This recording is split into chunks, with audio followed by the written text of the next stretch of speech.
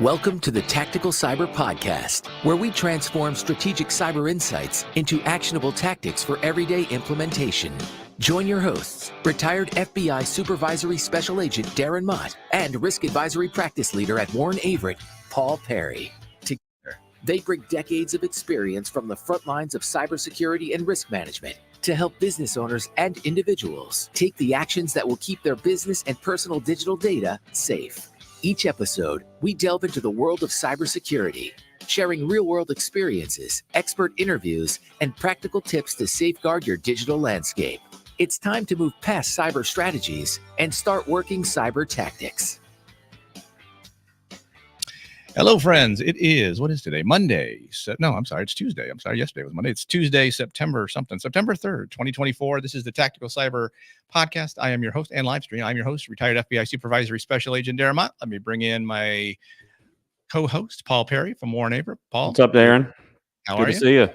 Good. We're going to bring in our guest, Gentry Lane. I've been looking forward to this one for a couple of weeks. Been talking about it. Looking forward to it. I heard Gentry on Chase Cunningham's podcast a couple of weeks ago, and I said I have to immediately contact this lady because as she was talking to Chase, who was our first guest, first episode, I was getting whiplash from nodding my head up and down so much with everything she was saying.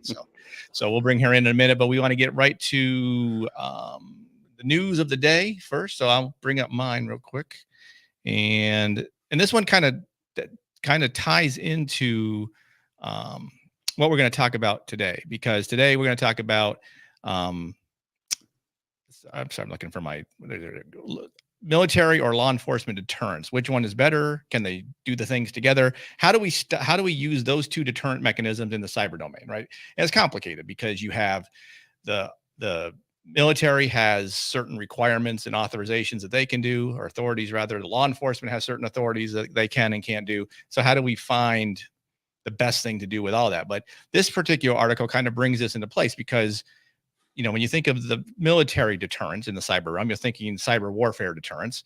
And you can argue, or I have argued, that we are kind of in the midst of a cyber war now.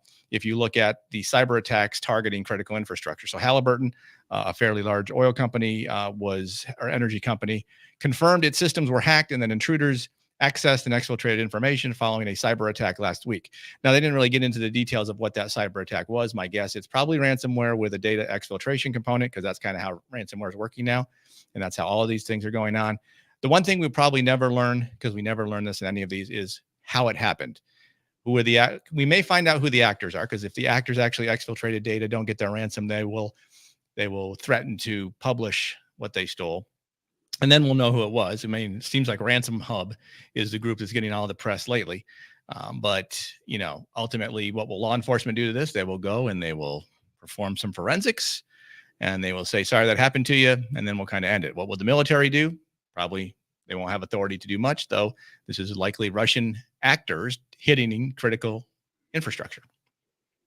And I think that from the private sector, I mean, they don't always know what's going on, right? And so I think that's part of the private sector's issue is what else is happening out there. And so the company just wants to get made whole, get corrected. And that is just an issue that keeps popping up. And I mean, I didn't have an article to send you because every article I read was, is this a ransomware gang out of this nation state, right? And so you talk about the nation state warfare has to be going on. We know it's going on. To what extent is it going on with ransomware gangs that are not nation state backed, but the nation states allow them to operate within their borders? And that's probably one of the things that is that people are seeing as well. And so trying to make heads or tails of who's doing what and who's involved sometimes is a cat and mouse game, I can imagine. Right. And with that, since we're on this topic, let's bring in our guest because I know her time is valuable, so I don't want to waste a lot of it. She is the CEO of Nemesis Global. Hopefully I got the name of the company right. Her name is Gentry Lane. Gentry, thanks so much for taking the time to pop on with us two little guys in Alabama to talk about this topic. Oh, yeah, sure. My pleasure. Thanks for having me. I didn't realize we're doing this live, so no swearing. No, you can. I can mark it that it was. So if you want to, it's fun. Trust me. When we get into talking if we talk politics at all, I probably won't be able to help myself anyway. So yeah, likewise. Yep. So let's give us a little bit about your background. I mean, I know it, but for the posts who this is the first time hearing you, if they didn't hear you on Chase's podcast, I don't know if you heard me, but when I first heard you talking on Chase, I got whiplash because I was going like this the whole time because all the stuff you were saying, I'm like, yeah, that's exactly right. That's exactly right. So tell us a little bit about yourself. Yeah. Hi. What can I say? I have a little bit of a weird background. My background's mostly in software. I didn't wake up one day and say, hey, I want to start a cybersecurity company because there aren't enough of those in the world. There's too many. And the thing that sort of pushed me in this direction and got me connected with all the people and all the things that made this company and this product happen is I got a call from the FBI and they wanted to know if I was a Russian hacker. And I'm not. But they should have known that. And it got me thinking, like, if the authorities don't have situational awareness into APT activity, APT is advanced persistent threats, bad guys, they can't see what the bad guys are doing in the US, how are we going to stop them? Right. So it got me thinking about deterrence and law enforcement deterrence and military deterrence and the difference and what you use in what situation and the conundrums we have. Yeah, so I think as we talk this, right, you can kind of talk to the military piece, I can talk to the law enforcement piece, and Paul kind of talk about what the private sector wants, desires, and why they're so frustrated, right? So when you talk about military deterrence in the cyber domain, what do you define that for us? Well, there's two types of deterrence. PhD students will write theses saying that there's more, but there's not. There's deterrence by punishment and deterrence by denial. And the easiest way to remember that deterrence by punishment is what you think it is. If you do this, you get punished, something, a painful punishment of some kind. It could be hurting you, it could be taking something away. Deterrence by denial means you have to reliably deny the adversary mission success. So they look at the scenario and say, it's not worth it. So it has to compromise their, the deterrent effect has to compromise their risk calculus, and the cost benefit analysis. So they have to look at it and say, like, yeah, I might be able to get away with it, but I'm not going to because it'll be, it won't be worth it. Right. And, and on the law enforcement side, they just want to put somebody in jail, right? You can't do any more deterrence. That's pretty much it. Or honestly, at where it's come to in cyber world is really no one's going to jail. Occasionally you will get the occasional arrest with the NATO company or NATO country that helps arrest somebody who did something wrong.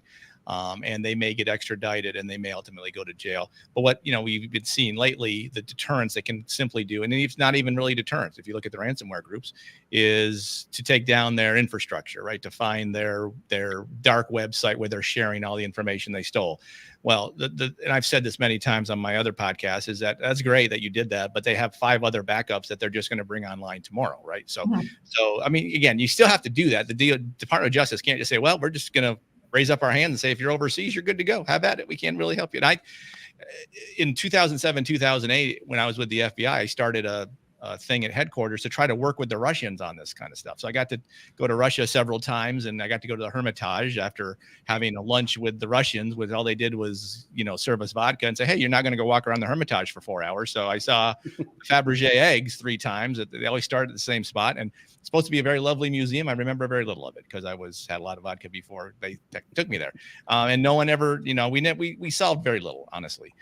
And then from the ATP, I mean, obviously China, we're not going to get, if you're a Chinese APT actor, you're immune. You're never going to jail unless you're stupid enough to say, I'm going to go to Vietnam and have a party or something, and they're able to track you. So, and so Paul, from the private sector perspective, what do you want? What is the private sector hoping for?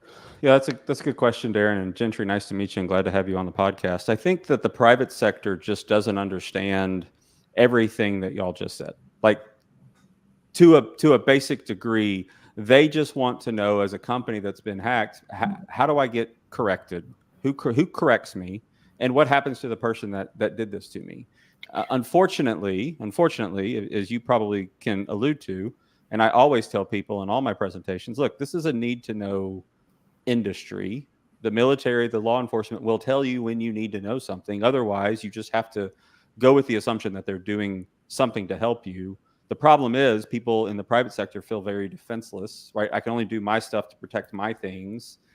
Do I have help? Yes. Do we talk about it? No, because if we talk about it, we're not going to be doing it anymore, right? From a military perspective. But they are defenseless. Right. The private sector, civilian companies have been drafted and deployed to the front lines of a real live armed cyber conflict, because cyber weapons are weapons. Right. And they have no strategy, no synchronization, no leader, inadequate defenses that are, not equally distributed. Like this is like how you lose a war. Right. And I think that's where the private sector gets frustrated, because it's like, hey, we're out there on the front line, but we can't. I mean, I remember at a presentation, somebody asked, well, when can the private sector, what can we do from an offensive perspective? And I remember the law enforcement agent standing up there said, well, if you do something, I have to go after you because that's not your job. Right. And so what else can we do from a private sector perspective? And so I think we have to, and I try to preach this all the time. Darren's heard me say it many times. We have to use law enforcement. We have to understand military's helping us in some form or fashion. We just will never know about it until after it's done. But then so we have to have that trust. You have a misalignment, though, right? Because now you have law enforcement protecting domestic entities from nation state or state sponsored militaries, because these are militarized cyber commands, except for, like you say, the proxies, which are, sanctioned by the Kremlin. Right. There's also the Posse Comitatus Act. Posse Comitatus. That one. Yep. That, we want and we have, because we don't want a military presence in the homeland. It's very important that if, free democracy doesn't have, our military standing on every corner. But that means that they can't protect us from here. I mean, yeah, Fort Meade is here, but all of their operations happen on adversary networks. Like, you can't have the military come in and work on, who just got hacked. Just name someone who got hacked. Like Halliburton. They can be invited to come in, but there's so many of them that no, they can't protect everybody at once. So we have to establish a condition of deterrence, and what's going to work, and how is that going to work out, and who's going to maintain it, and who's in charge. Like, that's the main question. I think that's the big problem, because the one deterrence we haven't talked about yet, which we don't want to talk about ever having to exist, is political deterrence. Because you have the politicians who figure, well, the FBI's not doing it. The military can't do it, so I will do it. I will solve the cyber. I will do the cyber, and the cyber will be solved because I have been elected to sit in the Senate seat, and I know how to do the cyber. No one, absolutely no one in Congress knows how to do the cyber. I know, but they keep coming up with new cyber. This is the cyber we're going to do today. Oh yeah, let's designate cyber as a terrorist activity. I'm like, well, no, It's not a terrorist activity, because here's the definition of terrorism. Here's the definition of war. Yes, it meets the definition of war and not terrorism. So don't do that. Right. Yep. And I think that particular designation suggestion came out just as I was getting ready to call you. I think we had that conversation the next day when they said that cyber was going to be designated as a terrorist event. But I mean, it's, and the thing is with the military, militaries want to blow stuff up. They want to kill the adversary. And then you're not killing anybody. It's hard to kill the technology. So it makes it very hard, even if you gave them the mission or the authority, to be able to, because you have to attribute it to. It's all those other things. How do you, is that the right target? Is that really who you want to hit? Yeah, no, the DoD definitely devalues cyberspace as an operational domain, and it's not fair. And I don't necessarily want to kill people, but I love killing people in cyberspace. Right. Sure.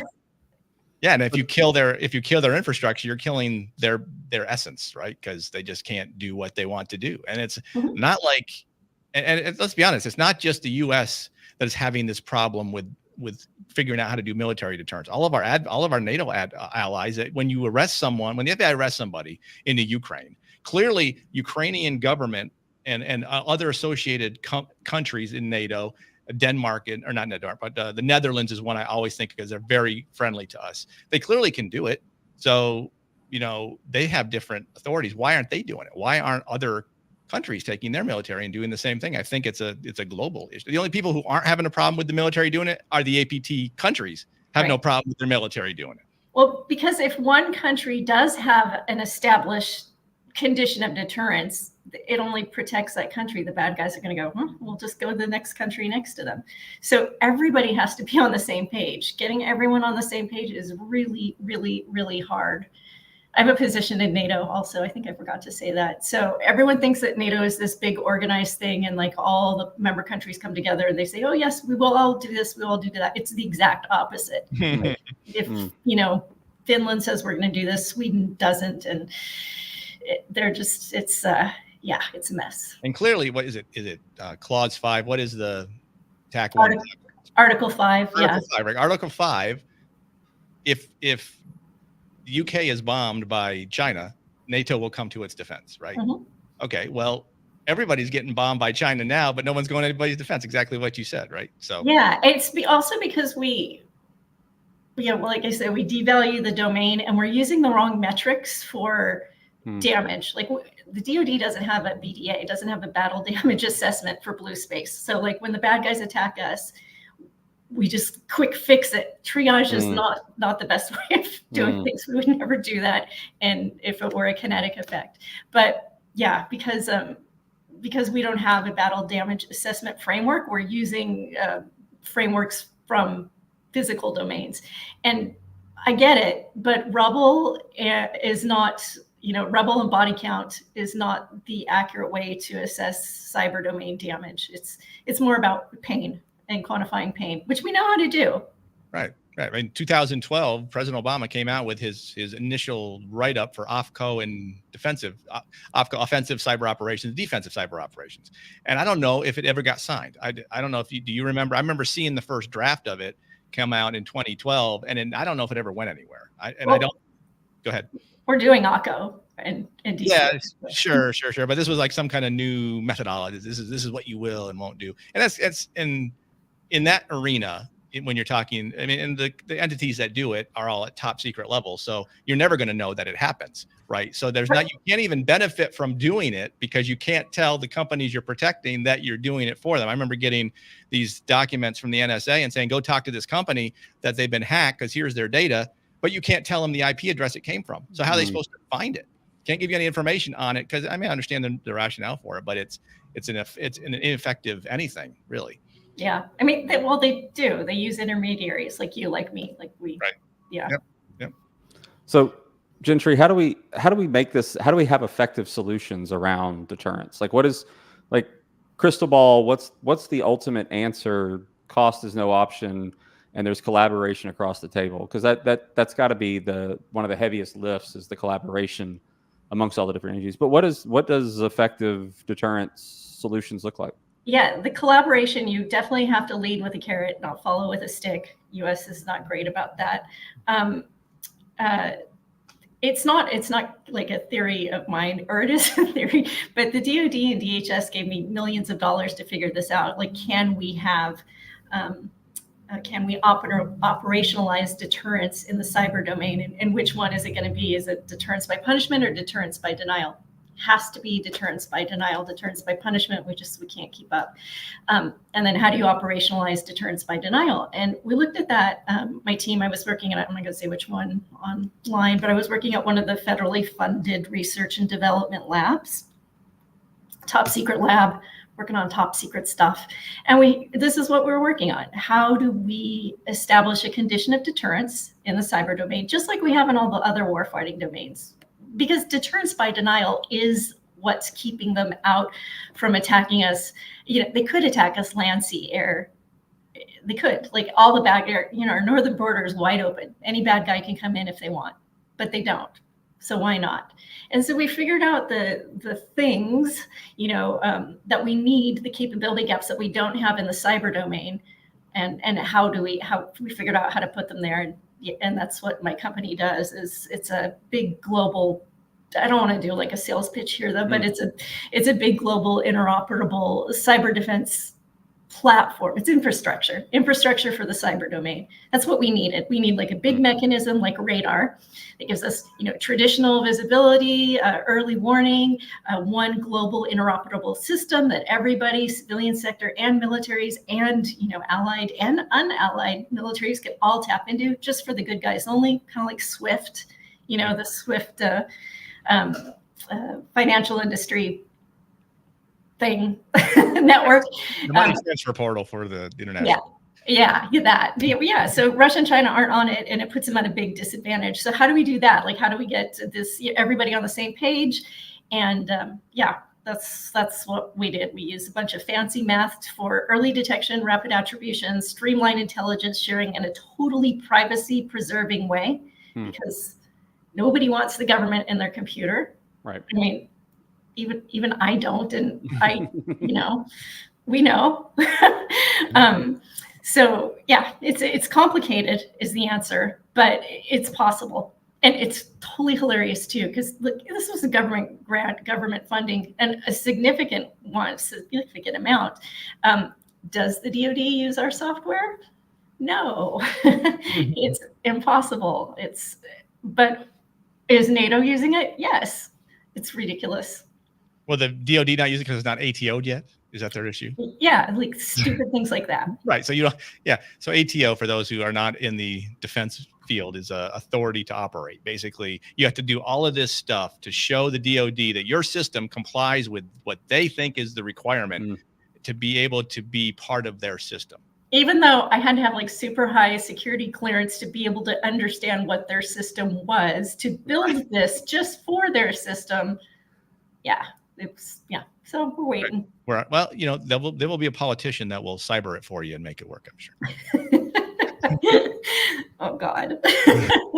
So Darren, I'll ask you a question. So from a law enforcement perspective, that's what the private sector has. That's the only deterrence the private sector really can operate with or collaborate with. We just have to understand that the other is going on, whether we like knowing or not knowing.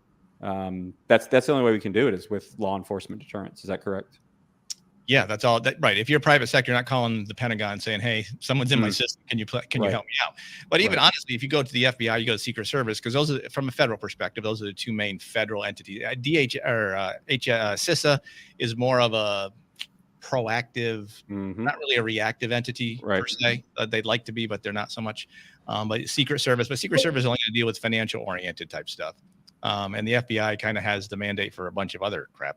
But then the problem you're going to get into is, okay, we can come in, and I used to tell people, look, don't be afraid to call the FBI. They're not going to come in with their raid jackets and take all your computers. And you're going to be out for 7 months while we, do the forensic piece. We're going to, if we can do the forensics on site, we can.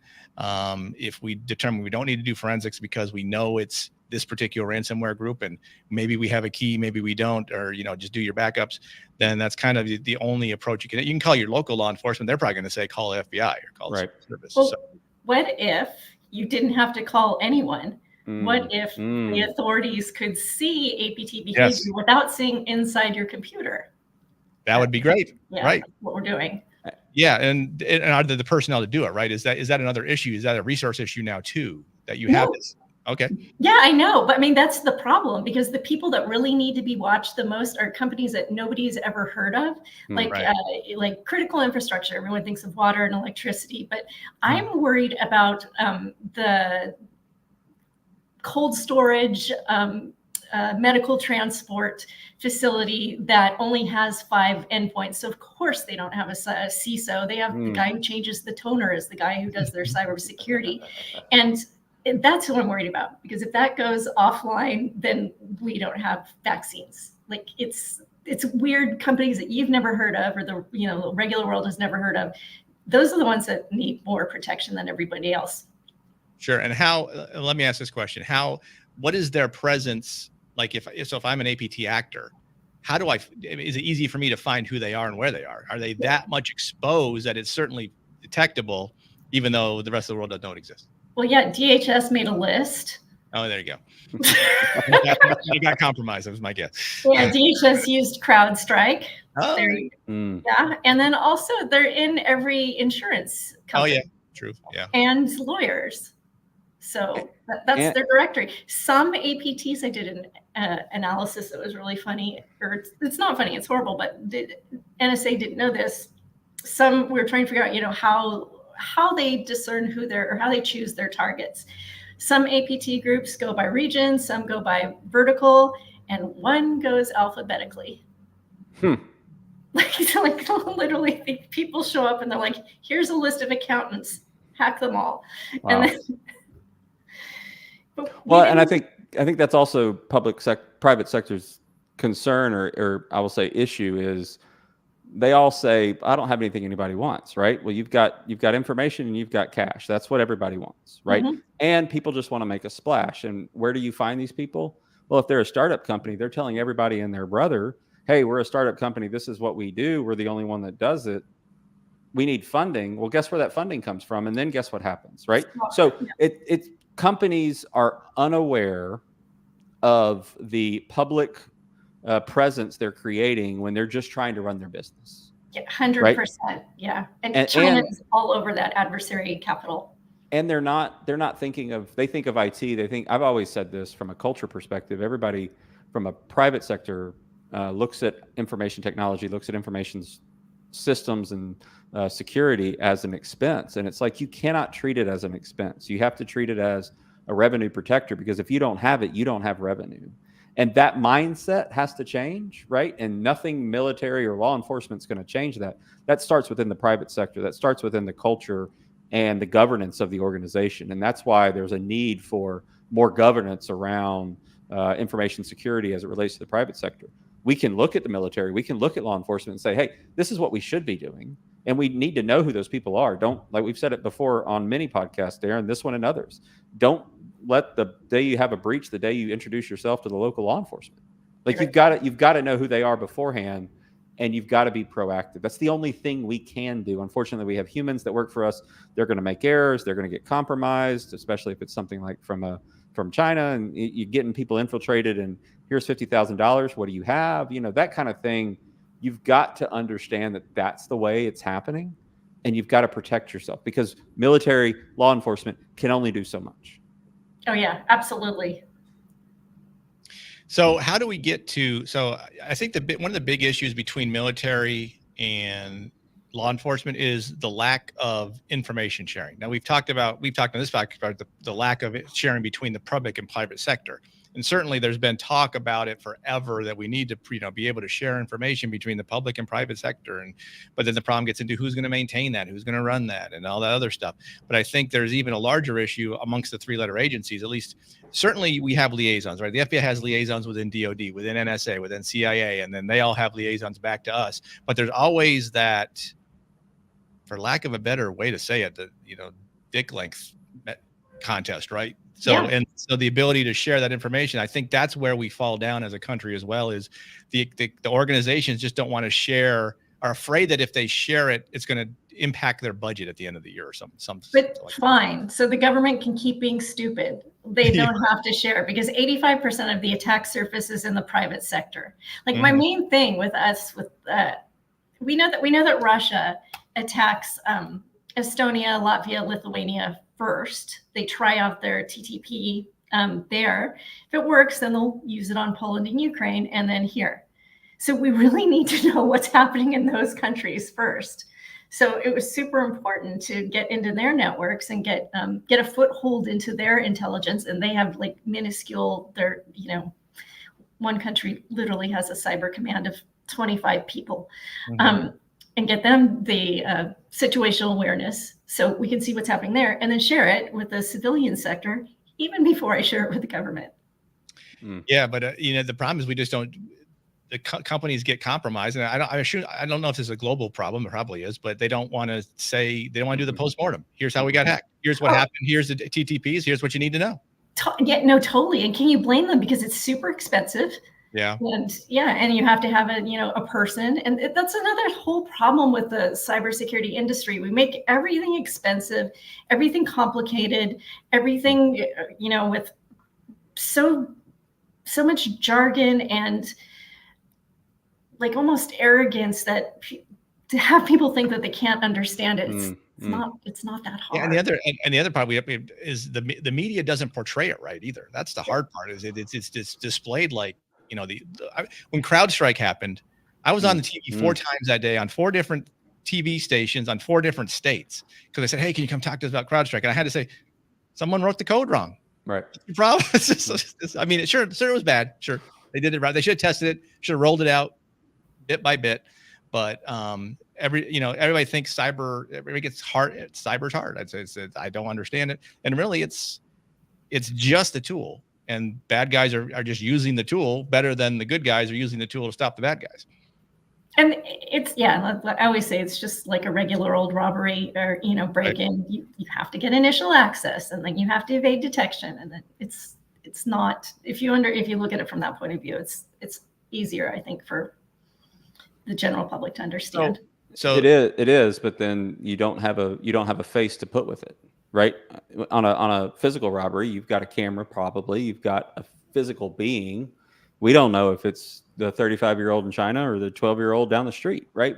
Nobody knows that. And I think back to your other point, technology, for folks that don't deal in technology, and I will put cybersecurity in the technology realm, they just throw their hands up and go, that's somebody else's problem because I don't understand it. And because I don't understand it, I don't want to have to deal with it.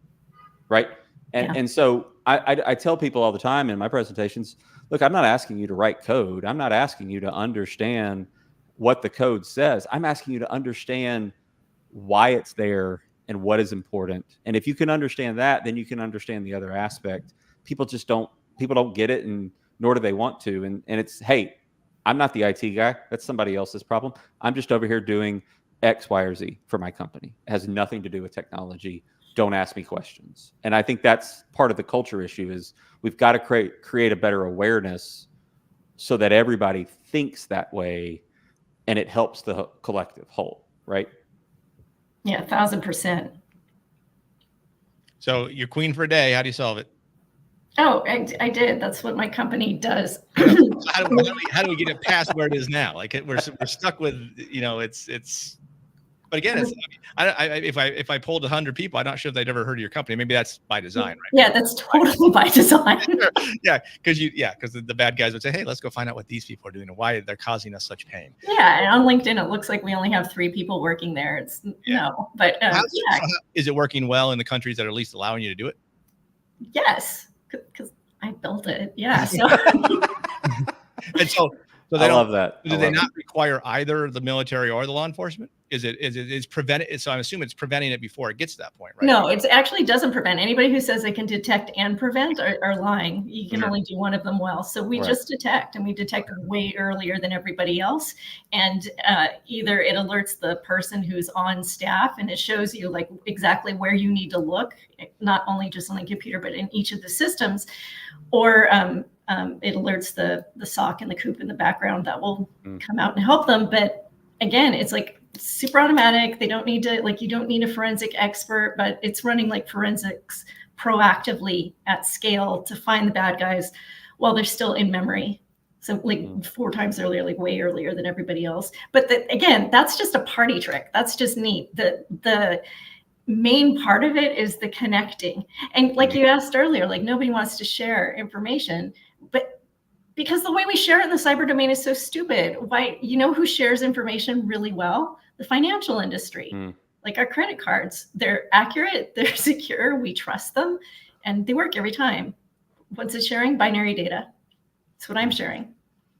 They use the same algorithmic process and the same sort of, All right, Gentry. So how do people reach out to us? Let's say I'm a company. So if I'm a company, let's say I'm a Fortune 5,000 company and I want to protect myself. Can I come to you and use your product? Yeah. We're critical infrastructure prioritized first, but sure, that makes sense. Yeah, but certainly there's plenty of those because the whole defensive industrial base, all of them, infrastructure, they all need it. We're partnering with I think I can say which one because we haven't signed the final deal yet, but we're partnering with an insurance agency. And that awesome. I think we're aligned with the insurance world. Now, they didn't used to think like this. I spoke at an insurance tech conference a few years ago, and one of the, I want to say so bad. One of the big reinsurers came up and explained to me afterwards that no, he really likes selling policies that don't cover anything. Right. Yeah, sure.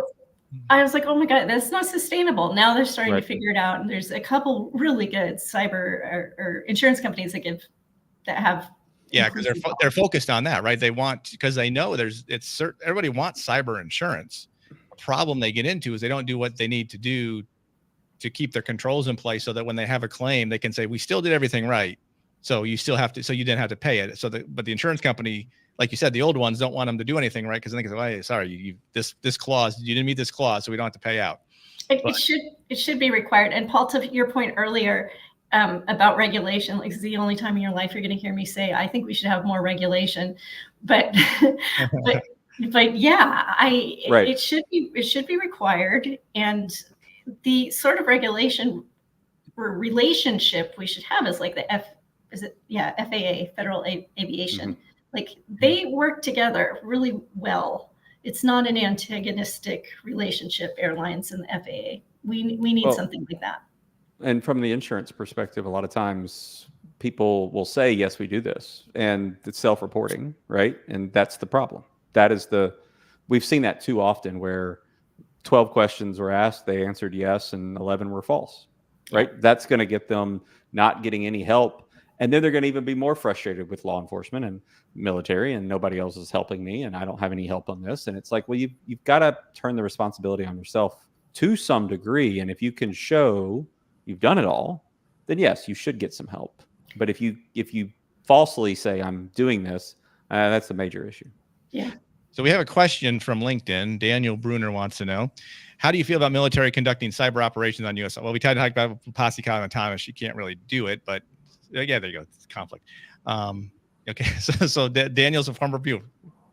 Welcome to the club, Dan. You may have hit there before I did, but thanks for popping on. But go ahead and talk about it. I mean, we did briefly talk about this, but let's say the next administration came in and said, you know, with the cyber problem, we're going to give an exception for Posse Comitatus, and the military can go forth and conquer. Where do you come down on that?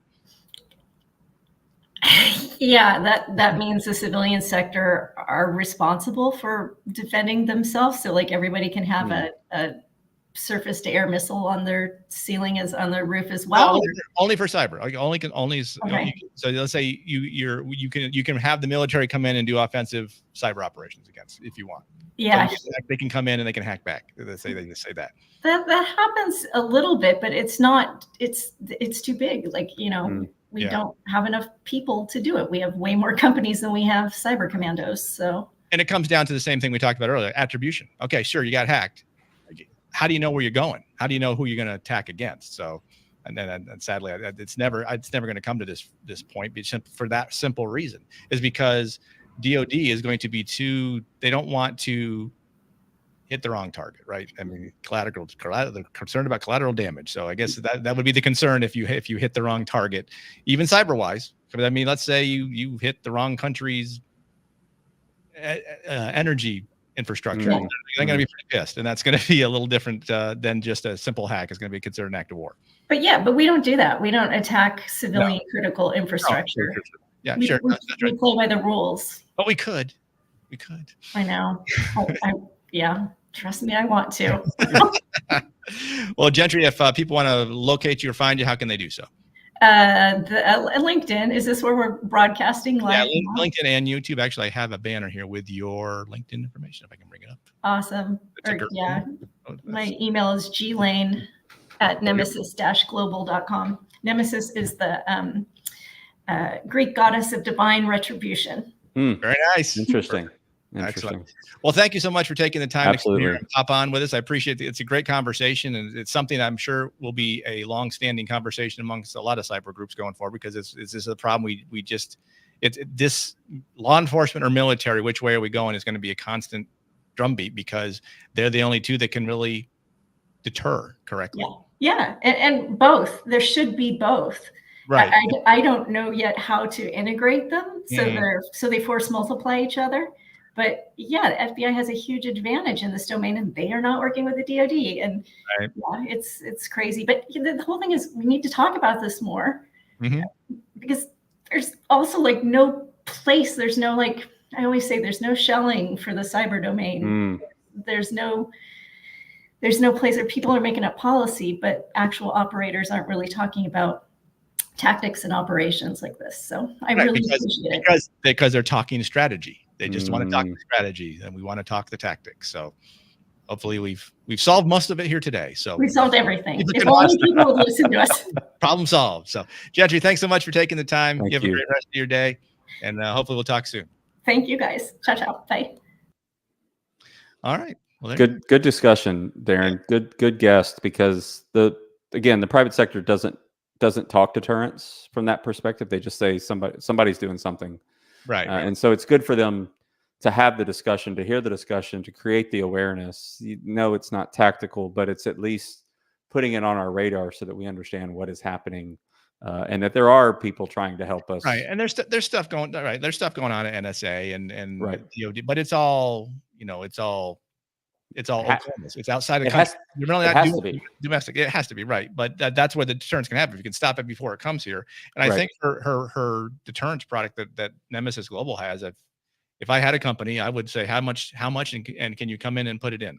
Absolutely. Because if it's going to tell me, hey, you're being targeted by this group right now, this is what they want, you're going to put this, you're then going to know you have something someone wants, and you'll put up the defenses to stop it, right? Right. Knowing that is the key part. And actually, I think some of that intelligence can be found if you do the right dark web searches for your data on a regular basis, because it's going to move around and disappear and show up and all that kind of stuff. And I think the other thing is, from a private sector outside of those that understand the dark web, it's this enigma thing that nobody really understands, right? Mhm. I don't know what's out there, and I don't know how to get to it. I don't know how to check for it. And there's people like you and others that can check for that thing. And I think that has to be a regular basis. I mean, understanding that I'm a target. And I think there's another, she didn't mention this, but sometimes you've heard some ransomware gangs come out and say, look, we just knew of a vulnerability and we went after it. Right. We had no idea who we were hitting. And it's not right. And that's not alphabetical. That's not geographical. That's just, you had a vulnerability that you were unaware of. Somebody else knew about it and they attacked it. Right. And we didn't really get into this with her, but it's exactly that. It's the people problem. It's like CrowdStrike was a people problem, not and CrowdStrike was a people problem, but it's a unique thing. Yeah. From a societal perspective, it was a misunderstanding. Yes. Of this is a cyber attack. No, not really. That's different. And so I think more education is required to continue to get people to the same level. Again, I don't want you to write code. I just want you to understand what the code's supposed to say. Right. Well, going back to the news at the beginning, the article we should have brought up was national public data. Absolutely. Because I mean, they're not going to hit, the bad guys have that data, are not going to use it to find a vulnerability in the code. They're going to say, hey, here's your password, here's your login. I'm just going to try it, see if it works. Boom, it does. I'm good to go. Oh my gosh, you don't have multi-factor authentication because it's inconvenient. Oh my gosh. Yeah. That is how I start every presentation. Is let's talk about the inconvenience or the misunderstanding of the inconvenience of multi-factor authentication and how much it can actually help. And why are people not doing it? It's because it's inconvenient, because my life, it has to move at a certain pace, and I can't be bothered by these 10, 20 seconds.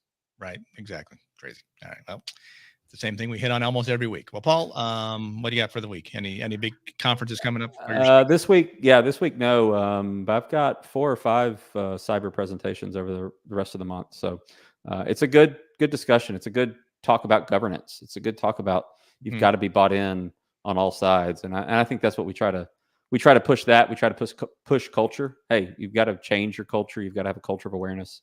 How about you? What you got going on? Not much really. When are you doing the podcast from the conference? Oh yeah, that's 3 weeks. The National Cyber Summit here in Huntsville is the week of the 23rd of September, I believe. Okay. Yeah, it's 3 weeks from today. I gotcha. It's 3 weeks from today is the classified brief, and then I'm on the floor the next 2 days, interviewing whoever wants to talk, whoever wants to. Right. If you're at the National Cyber Summit, stop by the Cyber Guy booth at the Quantum Research booth. Actually, that's where I'll be with Quantum Research, and I'll be happy to interview you about your product, what you do, why you do it, all that kind of stuff. And I'm supposed to be in a medical conference in November at the beach. But I think I'm doing that. I was supposed to do it remote, but I think I may actually go. They're not paying me for it. No one pays me for anything. I can't figure out how to get paid for speaking. Oh yeah, I thought that's what the book does. I've always been told, I'm trying. Hey, where's your book? If you don't have a book, we can't. Speaking of, here's the book. It's Cyber Small. I thought that was your gateway in. Yeah, you'd like to think so, but everybody has no budget for me yet.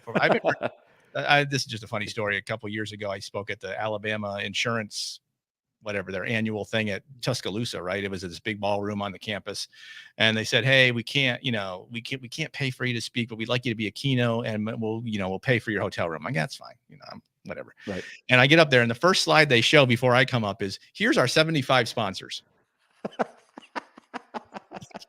No money to pay for me to speak to this. Okay. But anyway, but it is what it is. I will speak to anybody who will have me. And that's the thing is, if you speak to any lawyers, tell them that you know a guy who can do dark web searches for their clients. And that's the thing is, the people who are listening, you've got to tell folks, have more of the conversation, have the speakers come in and talk about it, because that's the only way to really fix the human problem, is to continually talk about the subject almost ad nauseum, right? That, oh my gosh, we're talking about this again. Yeah, but you use multi-factor authentication now. Yeah, but you actually read your emails and go, wait, this is a phishing email. I probably shouldn't respond to it. Then what we are saying is working. And that's our ultimate goal in doing this podcast, doing presentations, having these discussions on a regular basis, is we're just trying to make the world better, one person, one multi-factor authentication at a time, right? Oh, that should be our tagline. Right. We're solving the world one multi-factor authentication at a time. Yeah, that works. All right. We got to find a marketing person. It's got to be shorter. Yeah, exactly. When you come up to play pickleball? Soon. We'll get there. All right. Well, Paul, thanks so much. Stick around. We'll Enjoyed talk through this, and I will let everyone else go. Thanks so much for taking the time to listen. If you're listening to this on the podcast version, if you're watching it on the live stream, either on YouTube or LinkedIn, thanks so much for doing so. Please feel free to subscribe at whatever platform you are on watching. Paul and I appreciate Gentry Lane for coming on and talking to us about this topic. It was very entertaining. It's different than we've done in the past, but certainly these are conversations that we need to have around the world of cyber. So as you go through your week, know that knowledge is protection. If you can understand the threats targeting you, you can assess your risk. Proceed wisely, and we will continue on with the Tactical Cyber Podcast in a couple of weeks, trying to change the world one multi-factor authentication user at a time. Have a great week. Thank you for listening to the Tactical Cyber Podcast.